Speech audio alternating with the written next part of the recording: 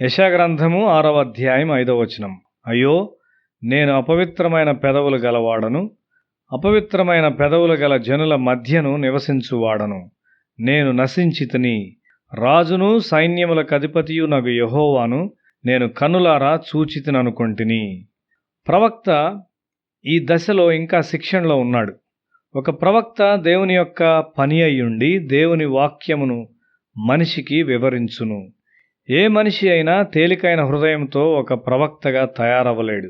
ఒక ప్రవక్తకు అది ఒక ప్రమాదకరమైన విషయం. చాలామంది సువార్తను బోధించాలని కోరుతుంటారు.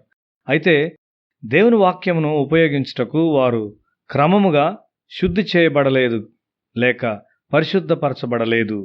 ఈ ప్రవక్త దేవుని సన్నిధిలోనికి వచ్చాడు. అతడు అతి పరిశుద్ధ స్థలంలోనికి ప్రవేశించాడు. ఒక బాణము ద్వారా కొట్టబడినట్లుగా అతడు కేక వేశాడు. దేవుని దృష్టిలో అతడు నిలబడలేకపోయాడు. అతడు చనిపోలేదు కాబట్టి నేను సంతోషించున్నాను. ఆ విధమైన దేవుని సన్నిధిలో మనలో కొంతమందిమి చనిపోగలము. మారు మనసు పొందామని మనం చెప్పవచ్చు. అయితే ఈ విధముగా ఆయన సన్నిధిలోనికి మనం వచ్చినప్పుడు మనము చచ్చిన వారి వలె పడిపోతాము. అననీయ సప్పీరాలు ఈ విధంగా మరణించారు. దేవుని పరిశుద్ధ సంఘములో ఉన్నారని వారు ఎరుగకయున్నారు.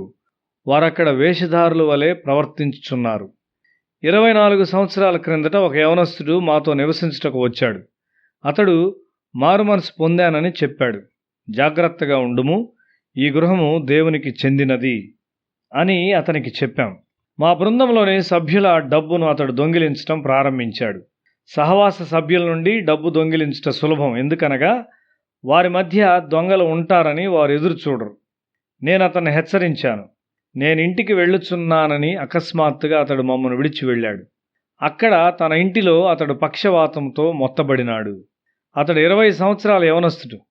తేలికైన హృదయాలతో మనము దేవుని పిల్లల మధ్యలోనికి వెళ్ళకూడదు. అక్కడికి వచ్చేంత వరకు ఈ ప్రవక్త తన ఆత్మీయ జీవితం యొక్క ప్రమాణమును ఎరుగక ఉన్నాడు. చాలామంది మా యొద్దకు వచ్చి వారు మార్పు చెందినట్లు చెప్పుకుంటారు. వారు నమ్మకస్తులు మరియు దీనులైనట్లయితే ఒక దినాన వారు యెషయా వలె కేక వేస్తారు. చాలామంది ఇట్లు కేక వేశారు. వారు దేవుని కనికరమును పొందుకున్నారు. అయ్యో, నేను అపవిత్రుడను, నేను నశించితిని అని యెషయా చెప్పాడు. ఇదెందుకనగా అతడు చనిపోవచ్చున్నట్లు భావించాడు. మన శరీరము పరలోకమునకు అయోగ్యమైనది. ఈ శరీరముతో మనం పరలోకములో ప్రవేశించలేము. ఏలియా పరలోకములో ప్రవేశించాడు. మార్గములో మార్చబడినాడు. పరలోకములోను మరియు భూమి మీద అతి పరిశుద్ధ స్థలముల్లో ఉండుటకు తగినవాడు యేసు మాత్రమే. ఆయనలో పాపము లేదు. ఆయన తలంపుల్లో కానీ మరియు ఆయన ఊహల్లో కానీ పాపము లేదు. ఆయనతో నడిచిన వారు ఆయన్ను సంపూర్తిగా అర్థం చేసుకొనలేదు.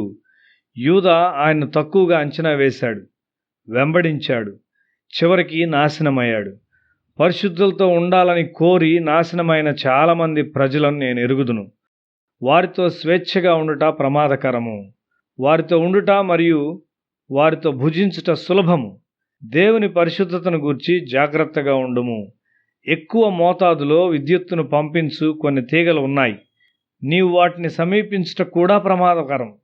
నీవు చనిపోతావు. ఆ తీగ చుట్టూ తీవ్రమైనటువంటి శక్తి ప్రసరిస్తూ ఉంటుంది.